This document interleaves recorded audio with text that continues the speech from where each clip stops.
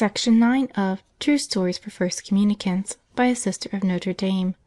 This recording is in the public domain. Recording by Maria Therese. Mariana. In the sunny land of Italy lived a little girl called Mariana. Her mother was a rich countess, the cousin of St. Aloysius Gonzaga, so Mariana was related to a saint. Counting both brothers and sisters, the family was 11 in all, and they lived in a beautiful house and had many servants to wait upon them. Only one of Mariana's sisters was married, all the rest were nuns. The countess was very good and holy, and had taught all her children herself.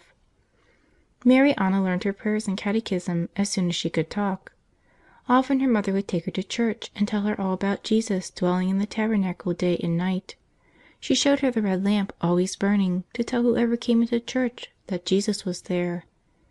It made Mariana very happy to know that she could always find our Lord in church, and that He came into the hearts of those who received Him in Holy Communion.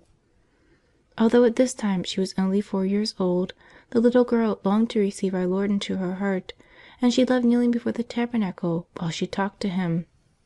At home she was never so happy as when talking about her dear Jesus or picking flowers for her little altars. Sometimes her nurse told her about the sufferings of our Lord in His sacred Passion, and of how the saints used to fast and do hard penances in order to be more like Him.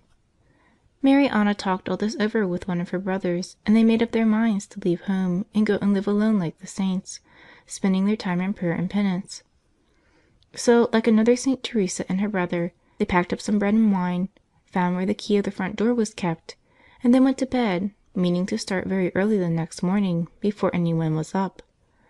But alas for their plans! The next morning the basket was found by the servants, while Mariana and her little brother were still fast asleep. When Mariana was 8 years old she became very ill, so ill that the doctors thought that she would die. A holy priest came to stay with the countess, and he told her to pray very fervently to Our Lady Immaculate that Mariana might get better. Mariana said the prayers as her mother told her to do. Then looking up, she saw Our Blessed Lady asking Jesus to cure her. It did not seem at first as if our Lord was going to grant His mother this favor, but Our Lady went on asking, and at last Jesus said yes, and Mariana suddenly felt quite well. She was cured.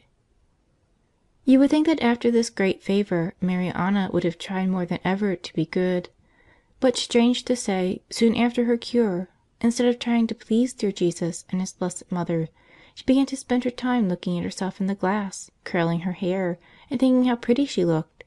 She even became jealous and cross if her dresses were not as costly and beautiful as those of her friends.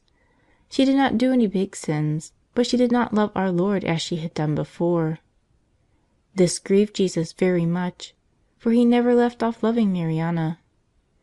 So at last He did something to remind the thoughtless little girl of His love. One day as she was sitting in front of her glass, Mariana was thinking what a beautiful face she had, when suddenly, instead of her own face, she saw the face of our Lord in the mirror. His Sacred Heart was crowned with thorns, and drops of His precious blood were trickling down His cheeks. When Mariana saw this, she began to weep, for she knew that her vanity had helped to make Jesus suffer and caused Him to look so sad.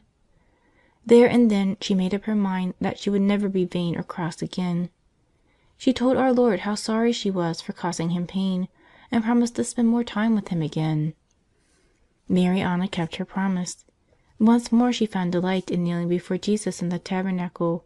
Once more she longed to receive Him into her heart in Holy Communion.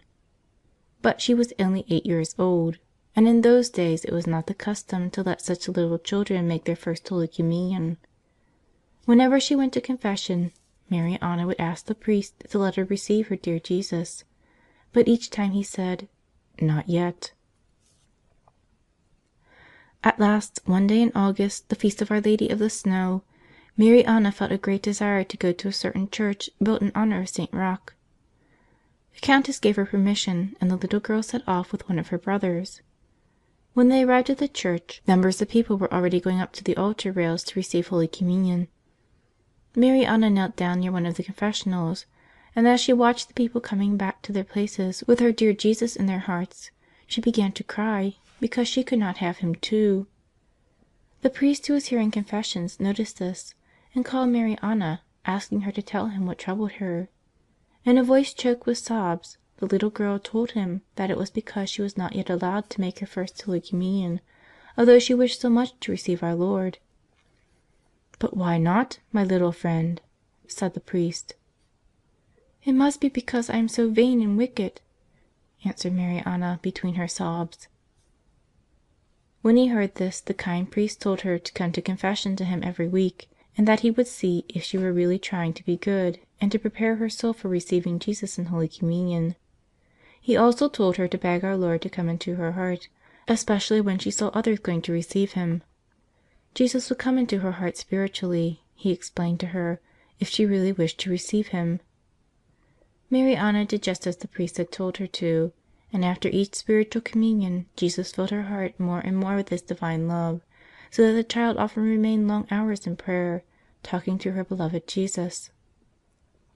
By the feast of Our Lady's Assumption the wise priest gave Mariana permission to make her First Holy Communion.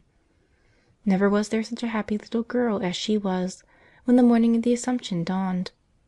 In reward for all her desires, our Lord filled her heart to overflowing with His love and grace. Mariana used to say afterwards that no matter how long she lived, she would never forget the happiness of her First Communion day. Until she was 15, she always went to Holy Communion 3 times a week, which was very often for a little girl in those days. All during those years she never forgot how she had once grieved her dear Jesus by her vanity, and soon after her 15th birthday was passed she gave herself entirely to our dear Lord by becoming a nun. Perhaps it was in memory of her happy First Communion day that she took the name of Sister Mary of the Angels. End of section 9.